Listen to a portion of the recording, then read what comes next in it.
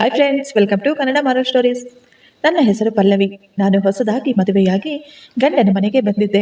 ನನ್ನ ಯಜಮಾನರು ಪ್ರೈವೇಟ್ ಕಂಪನಿಯಲ್ಲಿ ಕೆಲಸ ಮಾಡ್ತಾ ಇದ್ರು. 15 ದಿನ ಬೆಳಗಿನ ಶಿಫ್ಟ್, 15 ದಿನ ರಾತ್ರಿಯ ಶಿಫ್ಟ್ನಲ್ಲಿ ಅವರು ಕೆಲಸ ಮಾಡ್ತಿದ್ರು. ನಮ್ಮ ಮನೆಯಲ್ಲಿ ನಾನು, ನನ್ನ ಗಂಡ, ಅತ್ತೆ, ಮಾವ, ನಾದಿನಿ ಮತ್ತು ಮೈದುನ ಇದ್ದರು. ಅಲ್ಲಿ ಎಲ್ಲರೂ ಒಂದು ರೀತಿ ವಿಚಿತ್ರವಾಗಿ ವರ್ತಿಸುತ್ತಿದ್ದರು.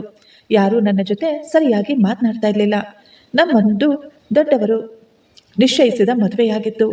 ನನ್ನ ಮೈದುನ ಪ್ರತಿ ರಾತ್ರಿ ಒಂದು ಹೊಸ ಸಿಡಿಯನ್ನು ತೆಗೆದುಕೊಂಡು ಬಂದು ಪ್ರತಿ ರಾತ್ರಿ ಅದನ್ನು ನೋಡ್ತಾ ಇದ್ರು. ಅವರು ಟಿವಿಯನ್ನು ಕೂಡ ಅವರ ರೂಮಿನಲ್ಲಿಯೇ ಇಟ್ಟುಕೊಂಡು ಅವರ ತಂಗಿಯ ಜೊತೆ ಸೇರಿ ನೋಡ್ತಾ ಇದ್ದ. ನನ್ನ ಗಂಡ ರಾತ್ರಿ ಕೆಲಸಕ್ಕೆ ಹೋಗುವುದರಿಂದ ಒಂದು ದಿನ ನಾನು ಕೇಳಿದೆ, ಅಜಿತ್, ನಾನು ನಿಮ್ಮ ಜೊತೆ ಕುಳಿತುಕೊಂಡು ಆ ಸಿನಿಮಾ ನೋಡುತ್ತೇನೆ ಅಂದ. ಅದಕ್ಕೆ ಈ ಸಿನಿಮಾಗಳು ನೀವು ನೋಡುವಂಥದ್ದಲ್ಲ, ಇದು ನಮ್ಮ ಕೆಲಸದ ಸಿಡಿಗಳು, ಇವುಗಳನ್ನು ನೀವು ನೋಡುವ ಅವಶ್ಯಕತೆ ಇಲ್ಲ ಎಂದು ಹೇಳಿ ಅವರಿಬ್ಬರು ಹೋಗಿ ಬಾಗಿಲು ಹಾಕಿಕೊಂಡು ನೋಡ್ತಾ ಇದ್ರು. ರಾಕೇಶ್ ಕೆಲಸಕ್ಕೆ ಹೋದ ನಂತರ ಸಾಯಂಕಾಲದಿಂದ ನಾನು ಒಂಟಿಯಾಗಿ ಇರ್ತಾ ಇದ್ದೆ. ಆದ್ದರಿಂದ ನನಗೆ ತುಂಬಾ ಬೇಜಾರಾಗ್ತಿತ್ತು. ನನ್ನ ಗಂಡ ಸಾಯಂಕಾಲ ಹೋಗಿ ಬೆಳಿಗ್ಗೆ ಮನೆಗೆ ವಾಪಸ್ ಬರ್ತಾ ಇದ್ರು. ಅಲ್ಲಿಯವರೆಗೂ ನಾನು ಒಂಟಿಯಾಗಿರ್ತಿದ್ದೆ. ಅತ್ತೆ ಮಾವ ಅವರ ರೂಮ್ಗೆ ಹೋಗಿ ಮಲಗ್ತಾ ಇದ್ರು. ನಾದಿನಿ ಮತ್ತು ಮೈದುನರಿಬ್ಬರು ಅವರ ರೂಮ್ನಲ್ಲಿ ಕುಳಿತು ರಾತ್ರಿ ಎಲ್ಲ ಏನನ್ನೋ ನೋಡ್ತಾ ಇದ್ರು. ನಮ್ಮ ನಾದಿನಿ ಮತ್ತು ಮೈದುನ ನನ್ನ ಬಳಿ ಹೆಚ್ಚಾಗಿ ಏನೂ ಮಾತಾಡ್ತಾ ಇರಲಿಲ್ಲ. ಅವರು ರಾತ್ರಿ ಎಲ್ಲರೂ ಊಟ ಮುಗಿಸಿದ ನಂತರ ಅವರಿಬ್ಬರು ರೂಮ್ಗೆ ಹೋಗಿ ಬಾಗಿಲು ಹಾಕಿಕೊಂಡು ಸಿನಿಮಾ ನೋಡ್ತಾ ಇದ್ರು. ಮನೆಯಲ್ಲಿ ಇದ್ದದ್ದು ಒಂದೇ ಒಂದು ಟಿವಿ. ಅದನ್ನು ಕೂಡ ನನ್ನ ಮೈದುನ ಅವರ ರೂಮ್ನಲ್ಲಿ ತೆಗೆದುಕೊಂಡು ಹೋಗಿ ಇಟ್ಕೊಂಡಿದ್ದ. ಅವರ ಈ ವರ್ತನೆ ನನಗೆ ತುಂಬಾ ಬೇಸರ ತರಿಸುತ್ತಿತ್ತು. ಟೈಮ್ ಪಾಸ್ಗೆ ಕೂಡ ನನಗೆ ಆ ಮನೆಯಲ್ಲಿ ಏನೂ ಇರಲಿಲ್ಲ. ಮನೆಯಲ್ಲಿ ಇರುವ ಟಿವಿಯನ್ನು ಯಾರಾದರೂ ರೂಮಿನಲ್ಲಿ ಇಟ್ಕೊಂಡು ನೋಡ್ತಾರಾ? ಟಿವಿ ಹಾಲ್ನಲ್ಲಿ ಇರಬೇಕಲ್ವಾ ಎಂದು ನಾನು ಅಂದ್ಕೊಳ್ತಾ ಇದ್ದೆ. ಇದರ ಬಗ್ಗೆ ಅತ್ತೆ ಮತ್ತು ಮಾವನ ಬಳಿ ಮಾತನಾಡಿದಾಗ ಅವರು ನನ್ನ ಮೇಲೆಯೇ ಕೂಗಾಡಿದ್ರು. ಮನೆಯ ಕೆಲಸಗಳನ್ನು ಮಾಡಿಕೋ, ನೀನು ಟಿವಿ ನೋಡುವ ಅವಶ್ಯಕತೆ ಇಲ್ಲ ಎಂದು. ಹೀಗೆ ತಿಂಗಳುಗಳು ಕಳೆದು ಹೋದವು. ಒಂದು ದಿನ ಇದರ ಬಗ್ಗೆ ನಾನು ನನ್ನ ಗಂಡನ ಬಳಿ ಮಾತನಾಡಬೇಕು ಅಂದುಕೊಂಡೆ. ಒಂದು ವೇಳೆ ನನ್ನ ಗಂಡ ನನ್ನ ಬಗ್ಗೆ ಅಪಾರ್ಥ ಮಾಡಿಕೊಂಡರೆ ಹೇಗೆ?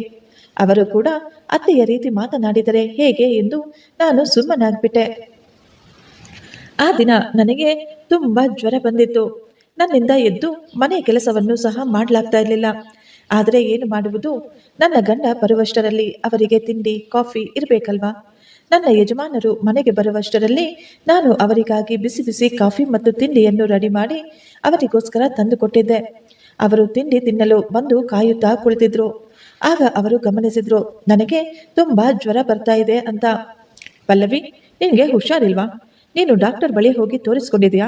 ಔಷಧಿಗಳನ್ನು ತೆಗೆದುಕೊಂಡಿದೆಯಾ ಇಲ್ವಾ ಅಂತ ಅವರು ತುಂಬಾ ಪ್ರೀತಿಯಿಂದ ಕೇಳಿದ್ರು. ನಾನು ಔಷಧಿಗಳನ್ನು ತೆಗೆದುಕೊಂಡಿದ್ದೇನೆ ಅಂತ ಹೇಳಿದೆ.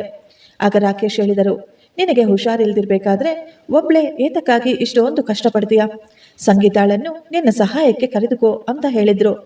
ಅವಳು ಕೂಡ ನಿನಗೆ ಸಹಾಯ ಮಾಡ್ತಾಳಲ್ವಾ? ಅವರ ಮಾತು ಕೇಳಿ ನಾನು ಏನು ಮಾತನಾಡದೆ ಮೌನವಾಗಿ ನಿಂತ್ಕೊಂಡಿದ್ದೆ.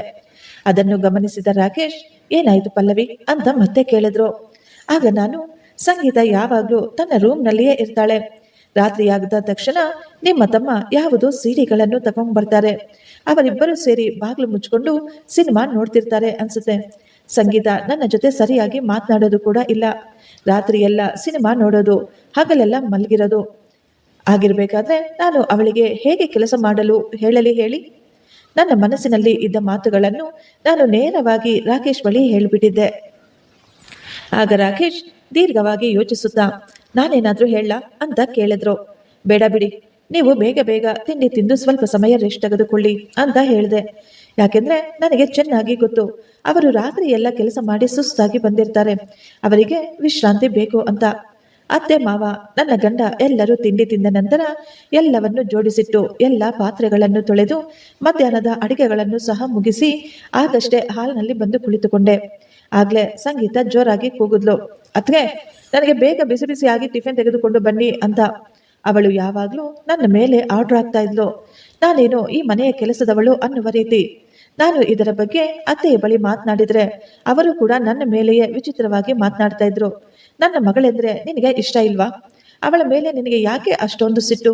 ಅವಳನ್ನು ಕಂಡರೆ ನಿನಗೆ ಹೊಟ್ಟೆ ಉರಿ ಅಂತ ಏನೇನೋ ಹೇಳ್ತಾ ಇದ್ರು. ಮನೆಯಲ್ಲಿ ನೆಮ್ಮದಿ ಇರಬೇಕೆಂದು ನಾನು ಏನೂ ಮಾತಾಡ್ತಾ ಇರ್ಲಿಲ್ಲ. ನಾನು ಎಲ್ಲವನ್ನು ಸೈಲೆಂಟ್ ಆಗಿ ಮಾಡ್ಕೊಳ್ತಾ ಇದ್ದೆ. ಈಗ ನಾನು ಸಂಗೀತಾಗೆ ಟಿಫಿನ್ ಅನ್ನು ರೆಡಿ ಮಾಡಿ ಅವಳಿಗೆ ತೆಗೆದುಕೊಂಡು ಹೋಗಿ ಕೊಟ್ಟಿದ್ದೆ. ಆಗಲೇ ನನ್ನ ಮೈದುನ ಕೂಡ ಎದ್ದು ಬಂದ. ಅತ್ತಿಗೆ, ನನಗೆ ಟಿಫಿನ್ ಎಲ್ಲಿ ಎಂದು ಆತನಿಗೂ ಬಿಸಿ ಬಿಸಿಯಾಗಿ ಟಿಫಿನ್ ಅನ್ನು ರೆಡಿ ಮಾಡಿ ಅವರಿಬ್ಬರಿಗೂ ಕೊಟ್ಟು ನಾನು ನನ್ನ ರೂಮ್ಗೆ ಹೋದೆ. ನನಗೆ ಈಗ ತುಂಬಾ ಸುಸ್ತಾಗ್ತಾ ಇತ್ತು. ಸ್ವಲ್ಪ ಸಮಯ ರೆಸ್ಟ್ ತೆಗೆದುಕೊಳ್ಳೋಣ ಅಂತ ನಾನು ಬೆಡ್ ಮೇಲೆ ಮಲಗುತ್ತಿರಬೇಕಾದ್ರೆ ಅಷ್ಟರಲ್ಲಿಯೇ ನನ್ನ ಗಂಡ ಎಚ್ಚರವಾಗಿದ್ರು. ಅವರು ಈಗ ದೀರ್ಘವಾಗಿ ನನ್ನನ್ನೇ ನೋಡುತ್ತಾ, ಏನಾಯ್ತು ಪಲ್ಲವಿ, ನಿಂಗೆ ಜ್ವರ ಜಾಸ್ತಿ ಆಗ್ತಿದ್ಯಾ ಅಂತ ಕೇಳಿದ್ರು. ಇಲ್ಲ ರೀ, ಆ ಥರ ಏನೂ ಇಲ್ಲ, ಕೆಲಸ ಎಲ್ಲ ಮುಗಿದು ಸ್ವಲ್ಪ ರೆಸ್ಟ್ ತೆಗೆದುಕೊಳ್ಳೋಣ ಅಂತ ಬಂದೆ ಎಂದು ಹೇಳಿದೆ.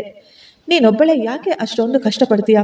ಸಂಗೀತಾಳ ಸಹಾಯ ತೆಗೆದುಕೋ, ಅವಳೇನು ಸಣ್ಣ ಹುಡುಗಿ ಇಲ್ಲ, ಅವಳು ಕೂಡ ದೊಡ್ಡವಳು, ಮನೆಯ ಕೆಲಸಗಳನ್ನು ಅವಳು ಸಹ ಮಾಡ್ತಾಳೆ ಎಂದು ಹೇಳಿ ನನ್ನನ್ನು ಅವರು ಈಗ ಆಸ್ಪತ್ರೆಗೆ ಕರೆದುಕೊಂಡು ಹೋದ್ರು. ಜ್ವರ ಜಾಸ್ತಿ ಇದ್ದಿದ್ರಿಂದ ಡಾಕ್ಟರ್ ನನಗೆ ಇಂಜೆಕ್ಷನ್ ಮತ್ತು ಔಷಧಿಗಳನ್ನು ಕೊಟ್ಟರು. ವೈರಲ್ ಫೀವರ್ ಆಗಿದೆ, ಆದ್ದರಿಂದ ರೆಸ್ಟ್ ತೆಗೆದುಕೊಳ್ಳುವುದು ತುಂಬಾ ಮುಖ್ಯ ಅಂತ ಹೇಳಿದ್ರು. ನಾವು ಆಸ್ಪತ್ರೆಯಿಂದ ಮನೆಗೆ ಬಂದಾಗ ಅವರುಗಳು ತಿಂಡಿ ತಿಂದ ತಟ್ಟೆಗಳನ್ನು ಕೂಡ ಎತ್ತದೆ ಎಲ್ಲವನ್ನು ಟೇಬಲ್ ಮೇಲೆಯೇ ಇಟ್ಟಿದ್ರು. ಇದನ್ನು ಗಮನಿಸಿದ ರಾಕೇಶ್, ಮನೆಯೆಲ್ಲ ಎಷ್ಟು ಗಲೀಜಾಗಿದೆ, ಎಂಜಿಲು ತಟ್ಟೆಗಳೆಲ್ಲ ಇಲ್ಲೇ ಬಿಟ್ಟಿದ್ದಾರೆ, ಯಾಕೆ ಅಂತ ಕೇಳಿದ್ರು. ನಾನು ತಕ್ಷಣ ಅವುಗಳನ್ನು ಎತ್ತಲು ಮುಂದಾದಾಗ ನನ್ನನ್ನು ಅವರು ತಡೆದು ನಿಲ್ಲಿಸಿದ್ರು. ಸಂಗೀತಾಳನ್ನು ಕರೆದು, ಇವೆಲ್ಲ ಇಲ್ಲಿ ಯಾಕೆ ಇದ್ದಾವೆ?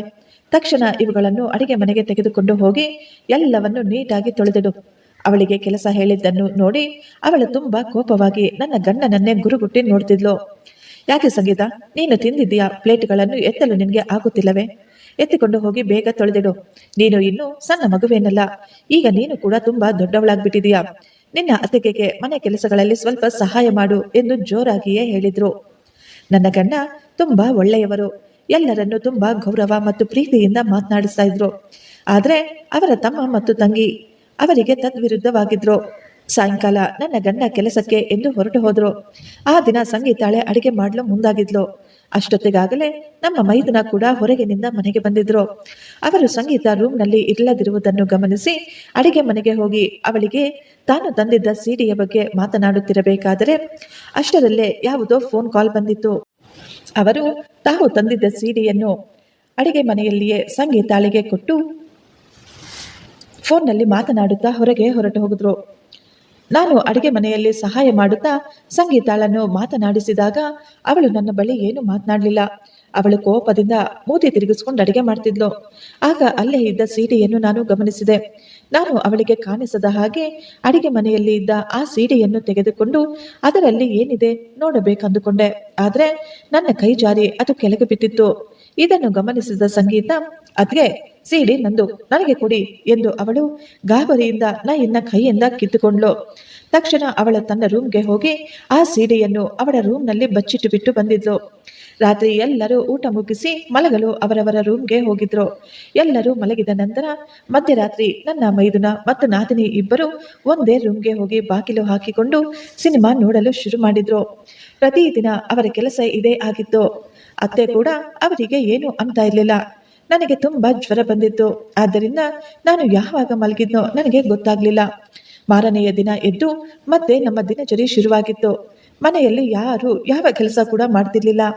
ನನ್ನ ಪರಿಸ್ಥಿತಿಯನ್ನು ನೋಡಿ ಆಗ ನನ್ನ ಗಂಡ ಹೇಳಿದ್ರು, ನಿನಗೆ ಆರೋಗ್ಯ ಸರಿ ಹೋಗುವವರೆಗೂ ನೀನು ತವರು ಮನೆಗೆ ಹೊರಟೋಗು, ನಿನಗೆ ಆರೋಗ್ಯ ಪೂರ್ತಿಯಾಗಿ ವಾಸಿಯಾದ ನಂತರ ಮನೆಗೆ ಬಾ ಎಂದು. ನಾನು ತಕ್ಷಣ ನನ್ನ ಬಟ್ಟೆಗಳನ್ನು ರೆಡಿ ಮಾಡಿಕೊಂಡು ನನ್ನ ಗಂಡನ ಜೊತೆ ತವರು ಮನೆಗೆ ಬಂದುಬಿಟ್ಟೆ. ನನ್ನ ಆರೋಗ್ಯ ಸರಿ ಹೋಗುವವರೆಗೂ ಅಲ್ಲೇ ಇರಲು ತೀರ್ಮಾನಿಸಿದ್ದೆ. ಒಂದು ದಿನ ನನ್ನ ಗೆಳತಿ ನನ್ನನ್ನು ನೋಡಲು ನನ್ನ ಮನೆಗೆ ಬಂದಿದ್ಲು, ನನ್ನನ್ನು ಮಾತನಾಡಿಸಿಕೊಂಡು ಹೋಗ್ಬೇಕು ಅಂತ. ಮಾತುಗಳಲ್ಲಿಯೇ ಅವಳು ಅವರ ಚಿಕ್ಕಪ್ಪನ ಮನೆಯಲ್ಲಿ ನಡೆದ ಒಂದು ಘಟನೆಯನ್ನು ನನಗೆ ಹೇಳಿದ್ಲು. ಅವರ ಚಿಕ್ಕಪ್ಪನ ಮಗ ಯಾವಾಗಲೂ ಮೊಬೈಲ್ನಲ್ಲಿ ಕೆಟ್ಟ ವಿಡಿಯೋಗಳನ್ನು ಫೋಟೋಗಳನ್ನು ನೋಡ್ತಿದ್ದಂತೆ. ಇವುಗಳನ್ನು ಮೊದಲು ಕುಟುಂಬದವರು ಯಾರೂ ಗಮನಿಸಿರಲಿಲ್ಲ. ಅವರು ಗಮನಿಸುವಷ್ಟರಲ್ಲಿ ತುಂಬಾ ತಡವಾಗಿ ಹೋಗಿತ್ತು. ಅವನು ಸ್ಕೂಲ್ನಲ್ಲಿ ಕೂಡ ಹೆಣ್ಣು ಮಕ್ಕಳ ಜೊತೆ ಕೆಟ್ಟದಾಗಿ ನಡೆದುಕೊಂಡಿದ್ದಾನೆ ಎಂದು ಈಗ ಪೊಲೀಸರು ಅವನನ್ನು ಅವನ ಸ್ನೇಹಿತರನ್ನು ಅರೆಸ್ಟ್ ಮಾಡಿ ಪೊಲೀಸ್ ಸ್ಟೇಷನ್ನಲ್ಲಿ ಇಟ್ಟಿದ್ದಾರೆ ಎಂದು ಹೇಳಿದ್ಲು. ನಾವು ಮಕ್ಕಳಿಗೆ ಫೋನ್ಗಳನ್ನು ಕೊಟ್ಟು ಅವರನ್ನು ಗಮನಿಸದೆ ಇರುವುದರಿಂದಲೇ ಇಷ್ಟೊಂದು ಅನರ್ಥಗಳು ಆಗುತ್ತಿವೆ ಅಂತ ಅವಳು ತುಂಬಾ ಬೇಸರದಿಂದ ಹೇಳಿದ್ಲು. ಇವೆಲ್ಲ ಮಾತುಕತೆಯ ನಂತರ ನನ್ನ ಗೆಳತಿ ತುಂಬಾ ದುಃಖದಿಂದಲೇ ಅವರ ಮನೆಗೆ ವಾಪಸ್ ಹೋಗಿದ್ಲು. ಆದರೆ ಅವಳು ಹೇಳಿದ ಈ ಮಾತುಗಳು ನನ್ನ ತಲೆಯಲ್ಲಿ ಹೋಗ್ತಾ ಇರಲಿಲ್ಲ. ಅದು ಹಾಗೆಯೇ ನನ್ನ ಮನಸ್ಸಿನಲ್ಲಿ ಉಳಿದುಕೊಂಡ್ಬಿಟ್ಟಿದ್ವು. ನನಗೆ ಹುಷಾರಾದ ನಂತರ ನನ್ನ ಗಂಡ ಮನೆಗೆ ಬಂದಿದ್ರು ನನ್ನನ್ನು ಕರೆದುಕೊಂಡು ಹೋಗಲು. ಅವರು ನನ್ನನ್ನು ಮನೆಯಲ್ಲಿ ಬಿಟ್ಟು ನಂತರ ಅವರು ತಮ್ಮ ಕೆಲಸದ ಮೇಲೆ ಹೊರಟು ಹೋದ್ರು. ಮಧ್ಯರಾತ್ರಿ ನನಗೆ ಎಚ್ಚರವಾಗಿತ್ತು. ನಾನು ಸ್ವಲ್ಪ ನೀರು ಕುಡಿಯಲೆಂದು ಅಡಿಗೆ ಮನೆಗೆ ಹೋಗಿದ್ದೆ. ನೀರು ತೆಗೆದುಕೊಂಡು ಹೋಗುತ್ತಿರಬೇಕಾದರೆ ನನ್ನ ನಾದಿನಿಯ ರೂಮ್ನಿಂದ ಏನೋ ವಿಚಿತ್ರವಾದ ಶಬ್ದಗಳು ಕೇಳಿಸುತ್ತಿದ್ದವು. ಶಬ್ದಗಳು ತುಂಬಾ ನಿಧಾನವಾಗಿ ಕೇಳಿಸ್ತಾ ಇದ್ವು. ನನಗೆ ಏನು ಸರಿಯಾಗಿ ಕೇಳಿಸ್ತಿರ್ಲಿಲ್ಲ. ಆಗ ನಾನು ಅವರ ಬಾಗಿಲಿನ ಬಳಿ ಹೋಗಿ ಆ ಶಬ್ದವನ್ನು ಕೇಳಿಸಿಕೊಳ್ಳೋಣ ಅಂದುಕೊಂಡೆ. ಅದನ್ನು ಕೇಳಿ ನನಗೆ ಈಗ ಸ್ವಲ್ಪ ಶಾಕ್ ಕೂಡ ಆಗಿತ್ತು. ಯಾಕೆಂದರೆ ಆ ರೂಮಿನಲ್ಲಿ ಯಾರೋ ಹೆಣ್ಣು ಮಕ್ಕಳು ಅಳುತ್ತಿರುವ ಹಾಗೆ ಕೇಳಿಸ್ತಾ ಇತ್ತು. ಶಾಕ್ನಿಂದ ನನ್ನ ಕೈಯಲ್ಲಿದ್ದ ನೀರಿನ ಬಾಟಲ್ ಜಾರಿ ಕೆಳಗೆ ಬಿತ್ತು. ನಾನು ಅಲ್ಲಿಂದ ಹೋಗುವ ಮೊದಲೇ ನಮ್ಮ ಮೈದುನ ಬಾಗಿಲು ತೆಗೆದು, ಅತಿಗೆ ನೀವು ನನ್ನ ರೂಮ್ನ ಬಳಿ ಏನ್ ಮಾಡ್ತಾ ಇದ್ದೀರಾ ಅಂತ ಕೇಳಿದ. ನಾನು ನೀರು ಕುಡಿಯಲೆಂದು ಬಂದಿದ್ದೆ. ಫ್ರಿಡ್ಜಿನಿಂದ ನೀರನ್ನು ತೆಗೆದುಕೊಂಡು ನನ್ನ ರೂಮ್ಗೆ ಹೋಗುತ್ತಿದ್ದೇನೆ. ಅಷ್ಟರಲ್ಲಿಯೇ ತಲೆ ಸುತ್ತಿ ಕೈ ಜಾರಿ ಬಾಟಲ್ ಕೆಳಗೆ ಬಿತ್ತು ಅಂತ ಹೇಳಿದೆ. ನಾನು ಅವರ ರೂಮ್ನಲ್ಲಿ ಬಗ್ಗಿ ನೋಡಿದಾಗ ಆ ರೂಮ್ನಲ್ಲಿ ಸಂಗೀತ ಕೂಡ ಕುಳಿತಿದ್ಲು. ಅವಳು ನನ್ನನ್ನು ನೋಡಿ ಸ್ವಲ್ಪ ಭಯಪಟ್ಟ ಹಾಗಿತ್ತು. ಅವರ ರೂಮ್ನಿಂದ ಏನೇನೋ ವಿಚಿತ್ರವಾದ ಶಬ್ದಗಳು ಕೇಳಿ ಬರ್ತಾ ಇದ್ವು. ನಾನು ಅಲ್ಲಿ ನಿಂತಿದ್ದೇನೆ ಎಂದು ಸಂಗೀತ ಈಗ ಟಿವಿಯನ್ನು ಆಫ್ ಮಾಡಿಬಿಟ್ಲು. ಇನ್ನು ಇಲ್ಲಿ ಏತಕ್ಕಾಗಿ ನಿಂತ್ಕೊಂಡಿದ್ದೀರಾ? ತಕ್ಷಣ ನಿಮ್ಮ ರೂಮ್ಗೆ ಹೋಗಿ ಎಂದು ನನ್ನ ಮೈದುನ ಜೋರಾಗಿ ಕೂಗಿದ. ಅವನು ನನ್ನ ಮುಖದ ಮೇಲೆಯೇ ಜೋರಾಗಿ ಬಾಗಿಲನ್ನು ಸಹ ಮುಚ್ಚಿಬಿಟ್ಟ. ಅವನು ನಡೆದುಕೊಂಡ ರೀತಿಗೆ ನಾನು ಅವನನ್ನು ಮನಸ್ಸಿನಲ್ಲಿಯೇ ಬೈಯುತ್ತಾ ನನ್ನ ರೂಮ್ಗೆ ಬಂದೆ. ಆದರೆ ನನಗೆ ಈಗ ನಿದ್ದೆನೇ ಬರ್ತಾ ಇರಲಿಲ್ಲ. ನನ್ನ ಮನಸ್ಸಿನಲ್ಲಿ ಪದೇ ಪದೇ ನನ್ನ ಗೆಳತಿ ಹೇಳಿದ ಮಾತುಗಳೇ ಓಡ್ತಾ ಇದ್ವು. ನನ್ನ ಮೈದುನ ಮತ್ತು ನಾದಿನಿ ಏನಾದರೂ ಕೆಟ್ಟ ಕೆಲಸ ಮಾಡ್ತಾ ಇದ್ದಾರೆಯೇ? ಅವರು ನೋಡಬಾರದ ಯಾವುದಾದರೂ ಕೆಟ್ಟ ಸಿನಿಮಾ ನೋಡುತ್ತಿದ್ದಾರೆಯೇ? ಅದಕ್ಕಾಗಿಯೇ ಅವರು ನನ್ನನ್ನು ಅವಾಯ್ಡ್ ಮಾಡುತ್ತಿದ್ದಾರೆಯೇ ಎಂದು ಈಗ ನನ್ನ ತಲೆಯಲ್ಲಿ ಯೋಚನೆಗಳ ಸರಮಾಲೆಯೇ ಓಡುತ್ತಿತ್ತು. ಇವರು ಒಳ್ಳೆಯದನ್ನೇ ನೋಡುತ್ತಿದ್ದರೆ ನನ್ನಿಂದ ಮುಚ್ಚಿಟ್ಟುಕೊಳ್ಳುವ ಅವಶ್ಯಕತೆ ಏನಿತ್ತು? ಕದ್ದು ಮುಚ್ಚಿ ಬಾಗಿಲು ಹಾಕಿಕೊಂಡು ನೋಡುವ ಅವಶ್ಯಕತೆ ಏನಿದೆ? ನನ್ನನ್ನು ಮತ್ತು ಎಲ್ಲರನ್ನೂ ಕೂಡ ಜೊತೆಯಲ್ಲಿ ಕೂರಿಸಿಕೊಳ್ಳಬಹುದು ತಾನೆ ಎಂದು ನಾನು ಯೋಚಿಸುತ್ತಿದ್ದೆ. ಒಂದು ವೇಳೆ ಅವರೇನಾದರೂ ನಾನು ಅಂದುಕೊಂಡಂತಹ ಕೆಲಸವನ್ನು ಮಾಡ್ತಿದ್ದಾರೇನೋ? ಇಲ್ಲ ಇಲ್ಲ, ಇದೆಲ್ಲ ನನ್ನ ಭ್ರಮೆಯಾಗಿರಬೇಕು. ಆ ರೀತಿ ಏನೂ ಇರುವುದಿಲ್ಲ. ಅವರುಗಳು ಅಂಥವರಲ್ಲ. ಇವರಿಗೆ ಜನಗಳ ಜೊತೆ ಸೇರುವುದು ಇಷ್ಟವಿಲ್ವೇನೋ? ಯಾವಾಗಲೂ ಒಂಟಿಯಾಗಿ ಇರುವುದೇ ಇಷ್ಟ ಅನಿಸುತ್ತೆ. ಆದ್ದರಿಂದಲೇ ಅವರು ನನ್ನ ಜೊತೆ ಕೂಡ ಸರಿಯಾಗಿ ಮಾತನಾಡೋದಿಲ್ಲ ಅಂತ ನಾನು ಅಂದುಕೊಂಡೆ. ಆದರೆ ನನಗೆ ಏನೂ ಅರ್ಥವಾಗುತ್ತಿರಲಿಲ್ಲ. ಸಾವಿರಾರು ಪ್ರಶ್ನೆಗಳು ನನ್ನ ಮನಸ್ಸಿನಲ್ಲಿ ಬಂದಿದ್ವು. ಇವನ್ನು ಯೋಚಿಸುತ್ತಾ ನನಗೆ ಈಗ ತಲೆನೋವೇ ಬಂದುಬಿಟ್ಟಿತ್ತು. ಆ ರಾತ್ರಿ ಎಲ್ಲ ನನಗೆ ನಿದ್ದೆ ಬರಲಿಲ್ಲ. ಮಾರನೆಯ ದಿನ ನಾನು ನನ್ನ ಗಂಡನ ಬಳಿ ಎಲ್ಲವನ್ನೂ ಹೇಳಬೇಕಂದುಕೊಂಡೆ. ಆದರೆ ನನ್ನ ಬಳಿ ಯಾವುದೇ ಸಾಕ್ಷ್ಯಗಳಿಲ್ಲ. ಒಂದು ವೇಳೆ ನನ್ನ ಆಲೋಚನೆ ತಪ್ಪಾಗಿದ್ರೆ ಅವರು ನನ್ನ ಬಗ್ಗೆ ಏನಂದ್ಕೊಳ್ತಾರೆ? ನನ್ನ ತಮ್ಮ ಮತ್ತು ತಂಗಿಯ ಬಗ್ಗೆ ನನ್ನ ಹೆಂಡತಿ ಎಷ್ಟು ಕೆಟ್ಟದಾಗಿ ಯೋಚಿಸುತ್ತಿದ್ದಾಳೆ ಎಂದು ಅವರು ನನ್ನ ಮೇಲೆ ಕೋಪ ಮಾಡ್ಕೋಬಹುದು ಅಥವಾ ಬೇಸರ ಪಟ್ಕೋಬಹುದು. ಅತ್ತೆಗೆ ಈ ಮಾತು ಹೇಳಿದಾಗ ಅವರು ತುಂಬಾ ಕೋಪ ಮಾಡ್ಕೊಂಡಿದ್ರು. ಈಗ ನನ್ನ ಗಂಡನಿಗೆ ಕೋಪ ತರಿಸುವುದು ನನಗೆ ಸ್ವಲ್ಪ ಕೂಡ ಇಷ್ಟವಿರಲಿಲ್ಲ. ನಾನು ಯೋಚಿಸ್ತಾ ಇದ್ದೆ ಏನು ಮಾಡಬೇಕು ಅಂತ. ಅದಕ್ಕಾಗಿಯೇ ಈ ದಿನ ರಾತ್ರಿ ಬೇಗ ಬೇಗ ಎಲ್ಲ ಕೆಲಸ ಮುಗಿಸಿ ನನ್ನ ಗಂಡ ಕೆಲಸಕ್ಕೆ ಹೋದ ತಕ್ಷಣ ನಾನು ನಾದಿನಿ ಮತ್ತು ಮೈದುನರ ರೂಮ್ಗೆ ಬರುವುದಕ್ಕಿಂತ ಮೊದಲೇ ನಾನು ಹೋಗಿ ಅವರ ರೂಮ್ನಲ್ಲಿ ಬಚ್ಚಿಟ್ಟುಕೊಂಡೆ. ಸ್ವಲ್ಪ ಸಮಯದ ನಂತರ ನಮ್ಮ ನಾದಿನಿ ಮತ್ತು ಮೈದುನ ಇಬ್ಬರು ಅವರ ರೂಮ್ಗೆ ಬಂದರು. ಅವರು ಈಗ ರೂಮನ್ನು ಒಳಗಿನಿಂದ ಲಾಕ್ ಮಾಡಿಕೊಂಡಿದ್ರು. ನಾನು ಸೈಲೆಂಟ್ ಆಗಿ ಕುಳಿತುಕೊಂಡು ಅವರೇನು ಮಾಡುತ್ತಿದ್ದಾರೆಯೋ ಎಲ್ಲವನ್ನು ಗಮನಿಸ್ತಾ ಇದ್ದೆ. ತಕ್ಷಣ ಅವರು ವಿಡಿಯೋ ಆನ್ ಮಾಡಿದ್ರು. ಈ ದಿನ ನನ್ನ ಕಣ್ಣ ಮುಂದೆ ಎಲ್ಲ ಸತ್ಯವೂ ಹೊರಬರುತ್ತದೆ ಎಂದು ನಾನು ಕಾಯ್ತಾ ಇದ್ದೆ. ಆದರೆ ಹಾಗಿದ್ದನ್ನು ನೋಡಿ ನನ್ನನ್ನೇ ನಾನು ಬೈದುಕೊಂಡಿದ್ದೆ. ಯಾಕೆಂದ್ರೆ ಅದರಲ್ಲಿ ಏನೂ ತಪ್ಪಾಗಿರ್ಲಿಲ್ಲ. ನಾನು ಇವರನ್ನು ತಪ್ಪಾಗಿ ತಿಳಿದುಕೊಂಡೆ. ಇವರು ತುಂಬಾ ಒಳ್ಳೆಯವರು ಅಂತ ನಾನು ಅಂದುಕೊಂಡೆ. ಆದರೆ ಅಷ್ಟರಲ್ಲಿಯೇ ಅವರು ನೋಡುತ್ತಿರುವ ವಿಡಿಯೋದಲ್ಲಿ ಸುಮಾರು 13ರಿಂದ 15 ವರ್ಷದ ಕೆಲವು ಹೆಣ್ಣು ಮಕ್ಕಳಿದ್ರು. ಹೆಣ್ಣು ಮಕ್ಕಳ ಕೈ ಕಾಲು ಕಟ್ಟಿ ಹಾಕಲಾಗಿತ್ತು.